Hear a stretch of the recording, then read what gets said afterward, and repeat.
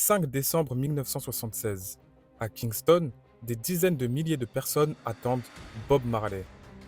2 jours plus tôt, des hommes armés sont entrés chez lui et lui ont tiré dessus.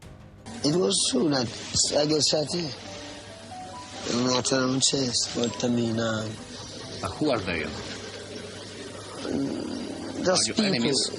Socialist, fascist? I don't know who them is. We never really get to really find out who it was. White people? Or black people? The system. Pourtant, Smike Jamaica est toujours prévu. Et ce soir-là, personne ne sait encore si Marley va réellement monter sur scène. Aujourd'hui, on retient qu'il a joué malgré la tentative de meurtre. Mais avant de venir, Bob Marley a réellement hésité.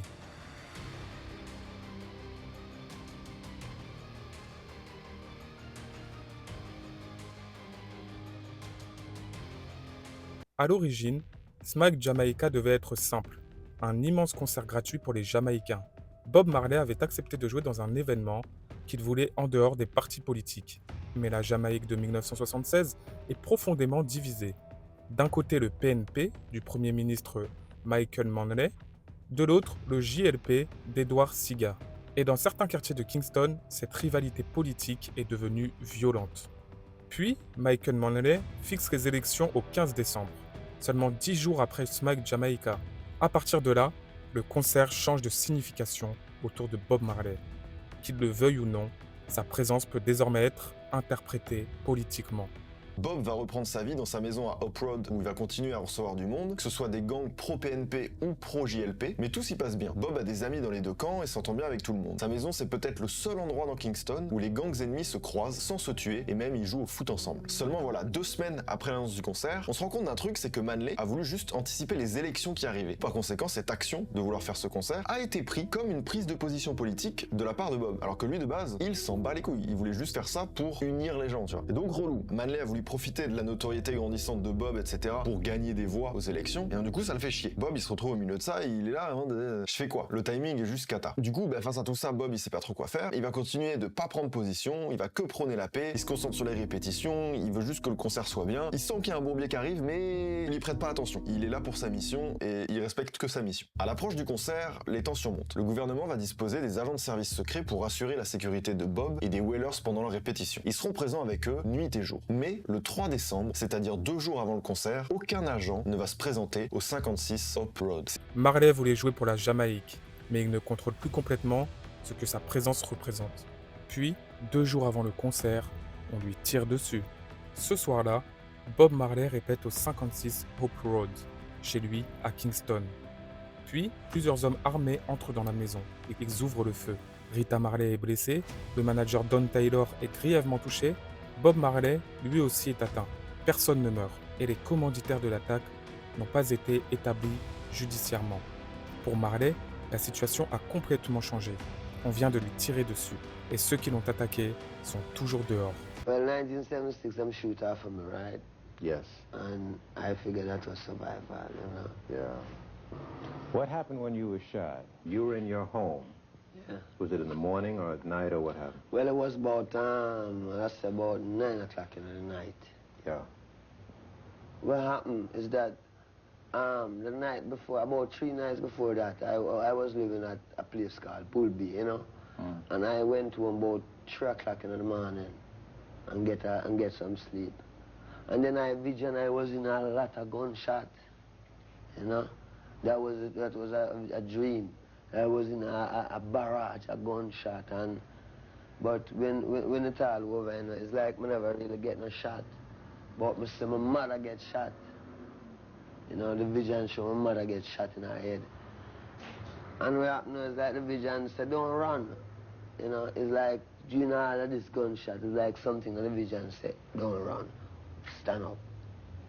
So when the gunshot started firing on Hope Road, the first thing come back to my mind was the vision. And all I could remember is that the vision said, don't run. And so me have to stand up, you know.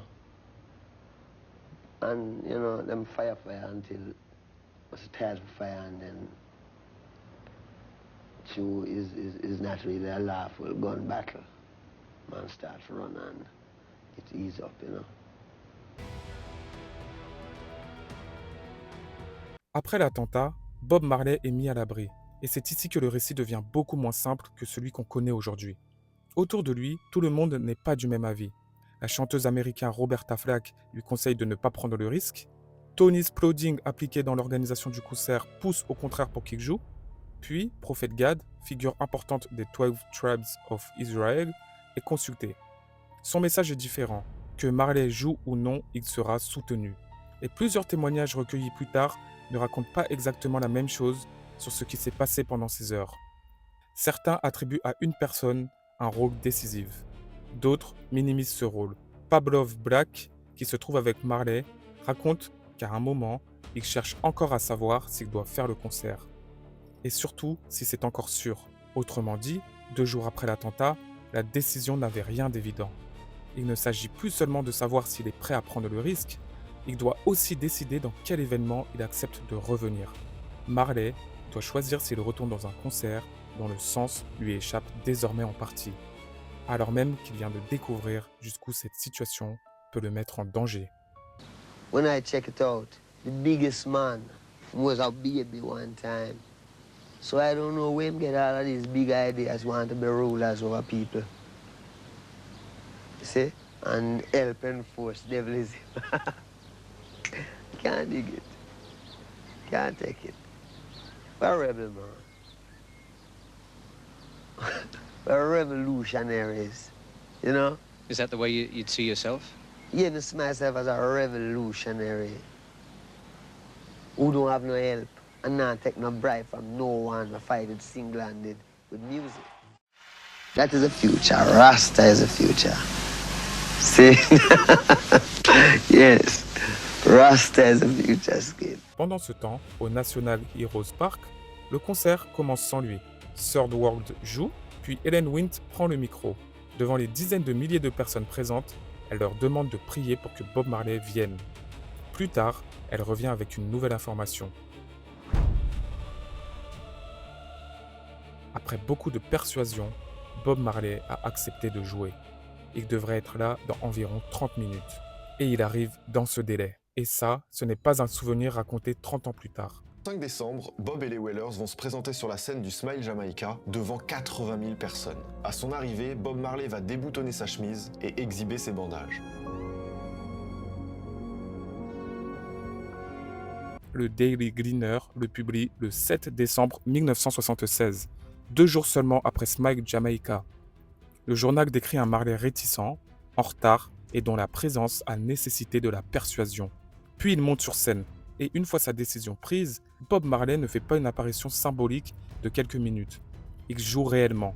Le compte-rendu du Gleaner mentionne 12 morceaux, et précise même qu'il reste sur scène plus longtemps que les 45 minutes initialement prévues. Et surtout, sa présence ne signifie toujours pas qu'il accepte la lecture politique qui s'est construite autour de Smile Jamaica. Well, you know, as Rasta, we're dealing with not politics, but our own tradition from creation, from the root of mankind. So we as Rasta now, we return to our roots, which is God. You know, so, and as you know, politics divide and rule. Politics don't show people God. Politics tell you that somebody can do something fair. You know? What we know is God I do everything. So the best man to deal with is God. When you deal with God, you don't deal with politics because politics divide and rule. Avant de jouer, Bob Marley rappelle pourquoi le concert existe. Il voulait depuis longtemps offrir un événement gratuit aux Jamaïcains et il insiste encore sur le fait qu'il ne voulait pas que la politique y soit mêlée. C'est important parce qu'après l'attentat, sa présence aurait facilement pu être interprétée comme un soutien à un camp.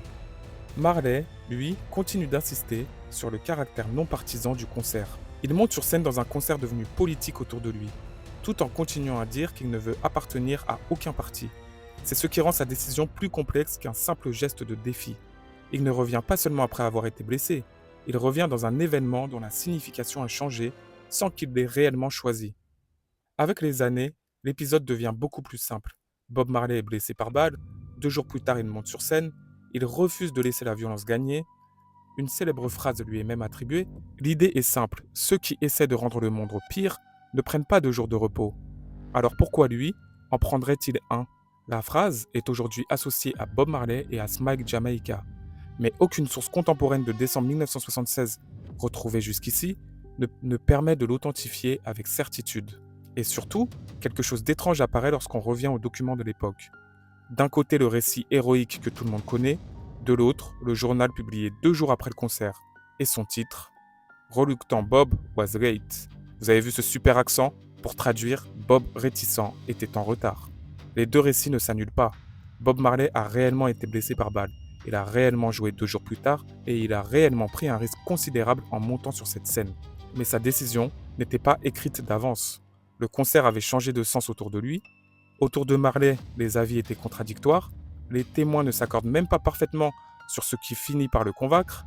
Et le soir même, des dizaines de milliers de personnes attendaient encore sans savoir s'il apparaîtrait. Bob Marley est bien monté sur scène 2 jours après qu'on lui a tiré dessus. Son courage est resté dans l'histoire. Son hésitation, elle, a disparu du récit.